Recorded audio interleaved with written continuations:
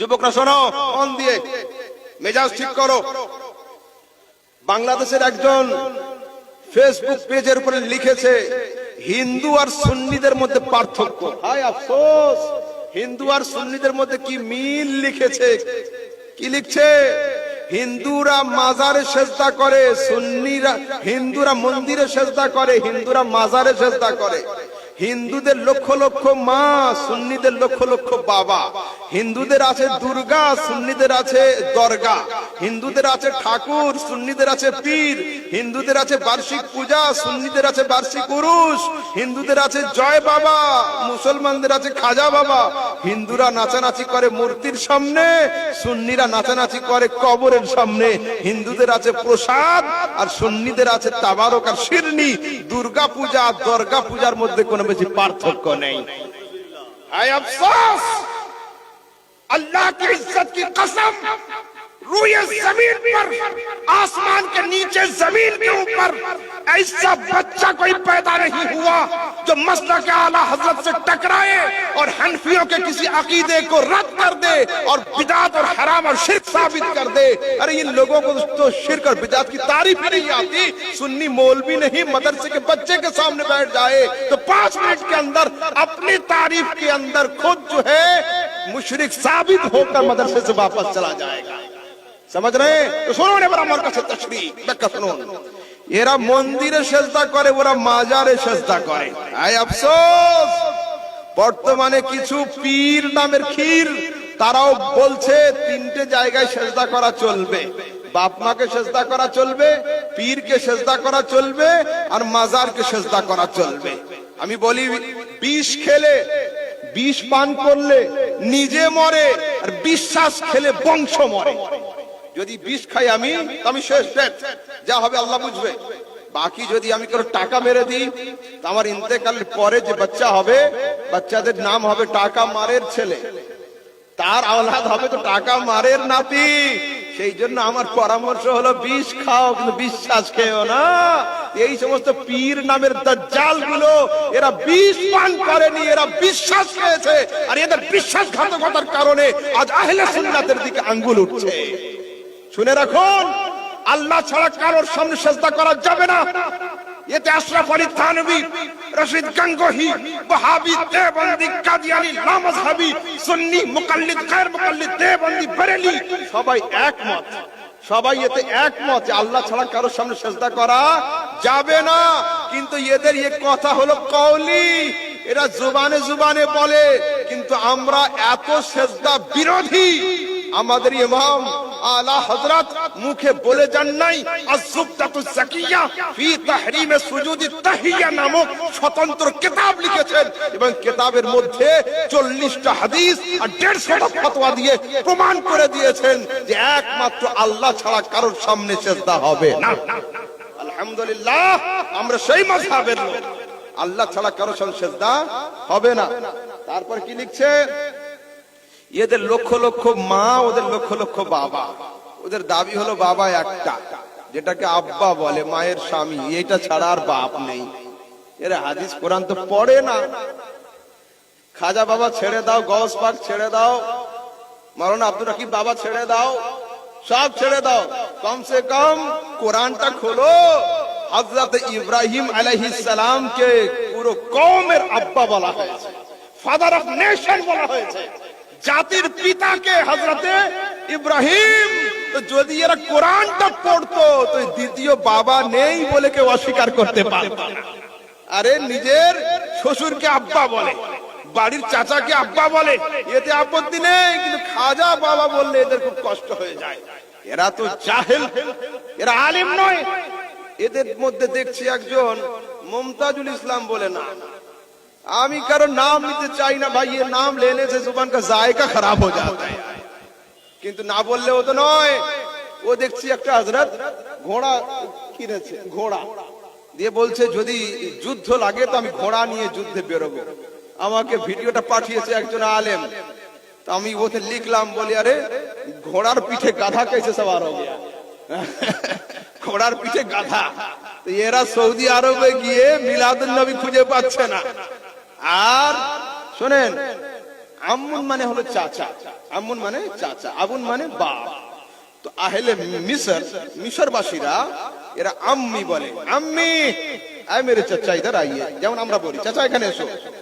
কিন্তু আহলে আরব সৌদির লোক এরা আদবের সঙ্গে আম্মি বলেন, আবুয়া বলে, আবুয়া আবুয়া, ও আব্বা জান বসুন। যখন হাজিরা হজ করতে যায় পুলিশদের মুখ দিয়ে শুনবেন আম্মি বলেন আবুয়া, আব্বু ইধার আইয়ে, আব্বু बैठ जाइए, ঠিক আছে এইভাবে আবুয়া মিন আইনা আনতা, আপনি কোন দেশের লোক, এইভাবে করে বলে। ঠিক আছে, মিশরের লোক বলে আম্মি মিন আইনা আনতা, ওদের আরবি একটু ওই রকম আরবি, গ্রামাটিক্যাল কম থাকে, মিন আইনা আনতা, আপনি কোথা থেকে আসলেন। তো এরা তো যায় চোখ বন্ধ করে, আসে চোখ বন্ধ করে। একটা লোক হজ করতে গিয়েছে, বুঝলেন, তো হজ করে এসে হযরত খবর দিচ্ছে যে আরবে কি কি ভাষা আমরা কেউ বুঝতে পারিনি, আরবের দুটো জিনিস বুঝতে পেরেছি। তো কি, মুয়াজ্জিন সাহেব বাংলাতে আজান দিচ্ছিল ওইটা বুঝেছি, আর ইমাম সাহেব সূরা ফাতিহাটা বাংলাতে পড়ছিল ওইটা বুঝেছি। হ্যাঁ, মুমতাজুলের মতো লোক গেলে এই দুটো বাংলাই বুঝবে, বাকিগুলো বুঝবে না। अरबी समझने के लिए कम से कम 12-14 साल पढ़ना पड़ता है। রাজমিস্ত্রির কাজ ছেড়ে দিয়ে বড় বড় লেকচার দিলে আরবি বোঝা যায় না। লোকটা আগে হাতুড়ি দিয়ে ঘরের ওয়াল ভাঙতো, এখন নিজের জিভ আর জবান দিয়ে দিনের ওয়াল ভাঙতে আরম্ভ করেছে। मगर एक बात बता दूं, उस जमाने में सामान चोर हुआ करते थे, इस जमाने में ईमान चोर होने लगे। সেই জন্য আমরা সামান চোরের থেকে ঈমান চোরকে বেশি ভয় করি। এবার আছে কি শোনেন, বলছে এদের আছে বার্ষিক পূজা, ওদের আছে বার্ষিক উরুস। আমাদের দরগাতে উরুস হয় না বছরে বছরে, তা বলছে ওদের বার্ষিক পূজা হয়, এদের উরুস হয়। জौक वाली बात बता रहा हूं, कान खोल कर सुनिए। উরুস কাদের হয়? সিহাসিত তার সহি রিওয়ায়াতের মধ্যে আছে, বান্দা যখন প্রশ্নের উত্তর ঠিক ঠিক দিয়ে দেয় কবরে, ফেরেশতারা হাত বুলিয়ে বলে নাম কা নাওমাতিল উরুস। যদি বান্দা কবরে সঠিক উত্তর দিয়ে দেয় তো ফেরেশতারা বলে নাম কা নাওমাতিল উরুস, প্রথম রাতের দোলহার মতো ঘুমিয়ে পড়ো, তোমার ঘুম আর কেউ ভাঙাবে না, কিয়ামতের দিনে তোমাকে উঠতে হবে। তো উরুস হয় কাদের? এই আরুস থেকে এসছে উরুস বা উরস হলো। তো উরুস হয় কাদের? উরুস হয় না কাদের? যাদের মাইয়াতদের কবরে ধোলাই হয় ওদের উরুস হয় না, আর যাদের মাইয়াত গুলোকে আরুসের মতো শোয়ানো হয় তাদের উরুস হয়ে যায়। समझ रहे हैं? हाँ, তোদের উরুস হবে কি করে? মাইয়াতের উপর কি আযাব হচ্ছে জিজ্ঞাসা কর, সিসিটিভি লাগিয়ে দেখ কি হাল তাদের। আরেকবার শোনেন, বলছে এদের আছে প্রসাদ, এদের আছে তাবাররুক আর শিরনি। তাবাররুক আর শিরনি, বর্ধমানের তো একটা বক্তা দেখলাম, সে বলল যদি একদিকে শুকরের মাংস থাকে আর একদিকে মাজারে পড়া মুরগি থাকে তো শুকরেরটা খাওয়া যাবে, মাজারে পড়া মুরগি খাওয়া যাবে না। আর এও তাই লিখছে, শিরনি আর প্রসাদ এক করে দিচ্ছে। तो मैं कलकत्ता गया हजरत, तो एक लड़का मुझसे पूछने लगे कि हजरत ये लोग शिरनी क्यों नहीं खाते। मैंने कहा भाई क्यों नहीं खाते उनसे जाके पूछो, हम कैसे बताएं वो क्यों नहीं खाते, हो सकता है उनके पेट का कोई प्रॉब्लम हो, हम कैसे बताएं वो क्यों नहीं खाते हैं। बोले नहीं बताना आपको होगा। मैंने कहा अगर मैंने बताया तो बर्दाश्त तो करोगे? बोले हाँ हजरत बर्दाश्त तो मैं कर लूंगा।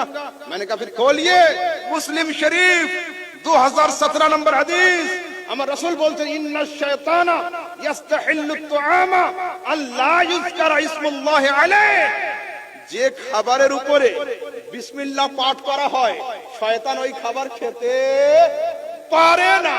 তো আমাদের শিরনিতে শুধু বিসমিল্লাহ থাকে না, আউযুবিল্লাহও থাকে, আউযুবিল্লাহ থাকে না, সূরা ফাতিহাও থাকে, শুধু সূরা ফাতিহা নয় চার কুলও থাকে। তো শয়তান বর্ধমানের ইবলিসের আব্বা যদি চলে আসে তাও শিরনি খেতে পারবে না।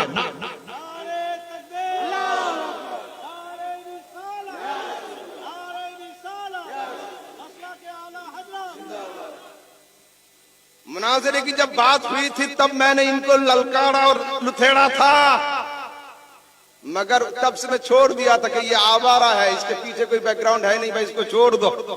গাড়ির চাকা ছোট হলে বাম্পার চোখে আসে, মোটরসাইকেল যেখানে ব্রেক ধরে চার চাকা ধরে না, চার চাকা যেখানে ব্রেক ধরে লরি ব্রেক ধরে না।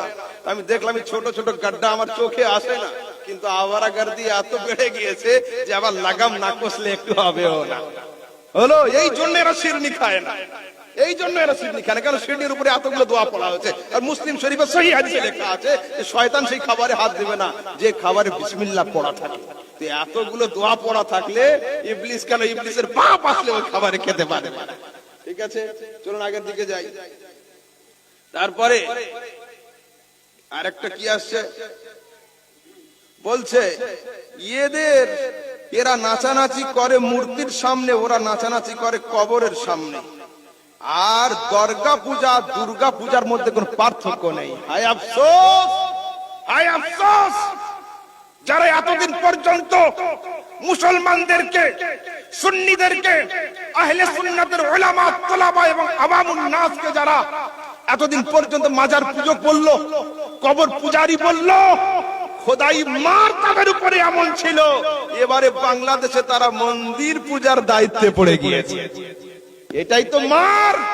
আর আল্লাহ তাবারক ওয়া তাআলা রাসূল সহিহ হাদিসের মধ্যে বলছেন, লা তাকুমুস সাআতু হাত্তা তালহাকা কাবাইলু মিন উম্মতি বিল মুশরিকিনা ওয়া ইয়াবুদুল আওসান।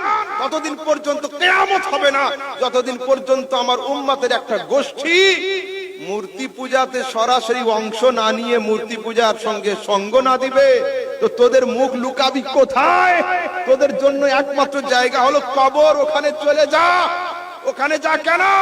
তোরা তো আমাদের বলতি আমরা কবর পূজারি, আল্লাহ পাকের গজব দেখ। আবু ধাবির দিকে তাকা, দুবাইয়ের তাকা, কুয়েত আর কাতারের দিকে তাকা, বড় বড় দাড়িওয়ালা শেখরা সরাসরি মন্দির পূজাতে অংশ নিয়েছে। আর সেই জন্যই তো আমি বলি মুস্তাফার জবান, আরে যদি আমেরিকার মিসাইল ফেল হয় হবে, পাকিস্তানের ট্যাঙ্কের রেঞ্জ ফেল হয় হবে, হিন্দুস্তানের স্টেট গানের রেঞ্জ ফেল হয় হবে, জবানে মুস্তাফার কোন কথা ফেল হতে পারে না। জবানে মুস্তাফার কোন কথা ফেল হতে পারে না। যারা সুন্নিদেরকে মাজার পূজারি বলবে তাদেরকে আরো অনেক কিছু করতে হবে, তারপরে এরা কবরে যাবে। মাজার পূজারি আমরা, লা হাওলা ওয়ালা কুওয়াতা ইল্লা বিল্লাহিল আলিয়্যিল আযীম। শুনুন, আমাদের মাসলাক কি, আমাদের আকীদা কি? বাড়িতে গিয়ে কালকের কুল ইয়া আইয়ুহাল কাফিরুনের তাফসীর দেখবেন। আমরা কোন সময় জটিলতার মধ্যে যাই না। ইসলাম শান্তির ধর্ম, কোন বেধর্মীর সঙ্গে আমাদের কোনো ঝামেলা নেই।